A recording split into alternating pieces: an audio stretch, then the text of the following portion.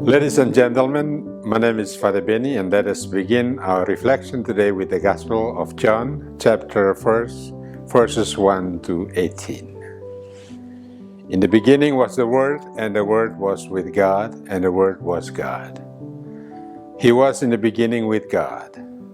All things came to be through Him, and without Him nothing came to be. What came to be through Him was life, and this life was the light of the human race.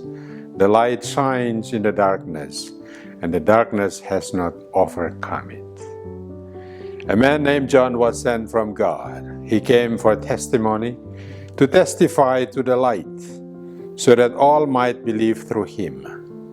He was not the light, but came to testify to the light. The true light, which enlightens everyone, was coming into the world. He was in the world, and the world came to be through him, but the world did not know him. He came to what was his own, but his own people did not accept him.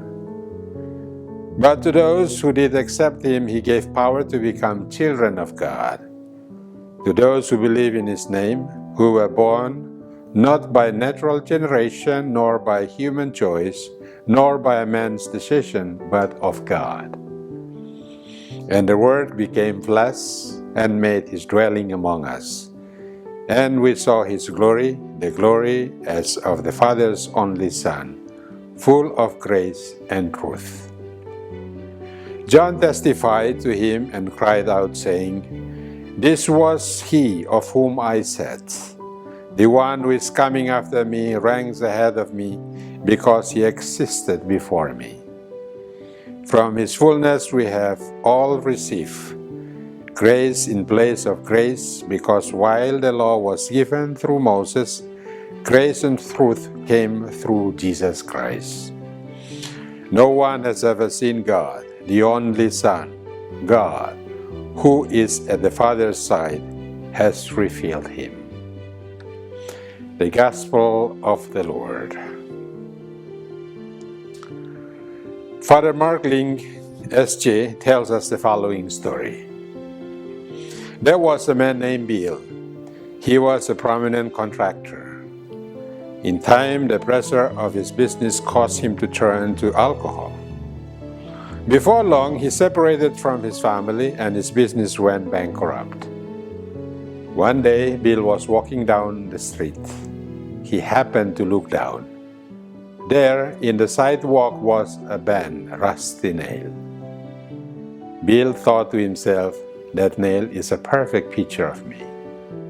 I am rusty and bent, out of shape too. I am good for nothing but to be thrown away, just as that nail is."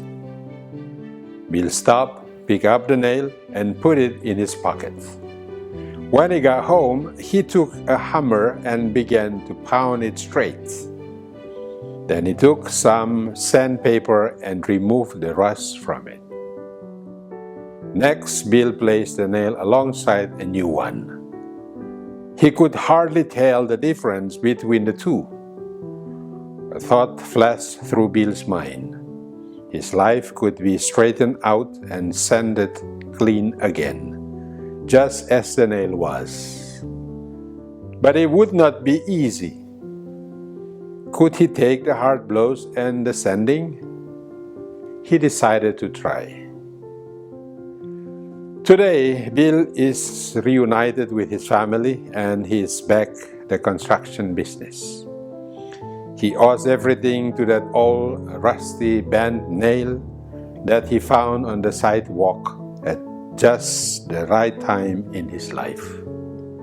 To this day, Bill keeps the restored nail in his wallet.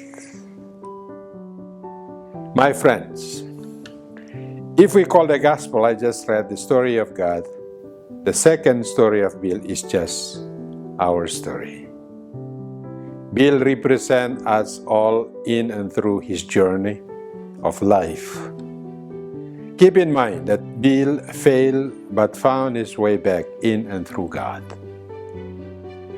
We learn from the Gospel that God has become flesh and made his dwelling among us. The Gospel of John shows us two things from my point of view. First, God became man. He chose us.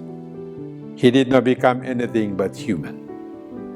So he must have reason to do so. Consequently, by becoming man, he baptized and consecrates our humanity. Humanity is renewed, not destroyed.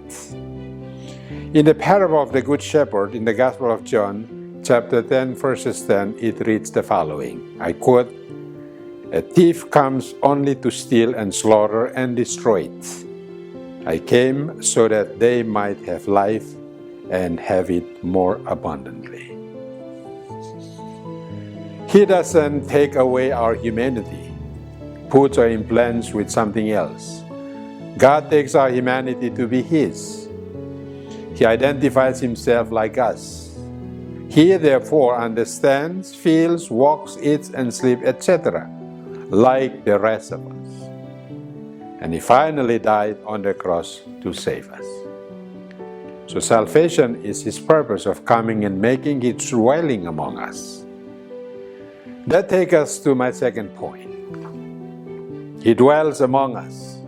He doesn't dwell somewhere, or His presence is not anywhere or place where we cannot reach out to Him.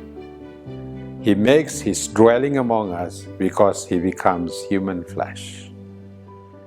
Mr. Bill, in the story, showed us the presence of God through and in his life, even that life almost has reached the point of no return. By coming back to his normal life he used to have, Bill knew that he was not alone or by himself. God was with him, especially in the time he was away from himself, from Him. So Bill repented. But his conversion did not happen overnight. He had looked, kept, and worked for chances. God knew and stepped in his life and helped him to overcome his suffering, pain, and many feelings that affected his life and himself. Bill came to life. His critical moment and event in life, painted in pain, suffering, or even hopelessness, was not his purpose in life.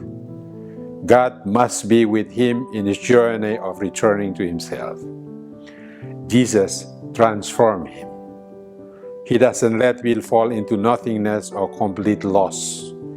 He doesn't allow failure to continue to control him. Bill might fail because of weakness, and God led him through weakness to Himself, which is greater. Bill then celebrates life rather. By that, I may summarize our reflection today as follows. Jesus came that we may have life. He made His being and presence known to us. Therefore, we can encounter or dialogue with Him in time and space. Christmas reminds us of the presence of God, and that is why we celebrate it despite of uncertainties, doubt, war, we name it. His being like us and dwelling among us is the greatest gift and continues to spark the light of faith. We are overwhelmed of His presence and being present to others, whether in our families, relatives, communities, anywhere possible, we may encounter God and one another. God bless you. Amen.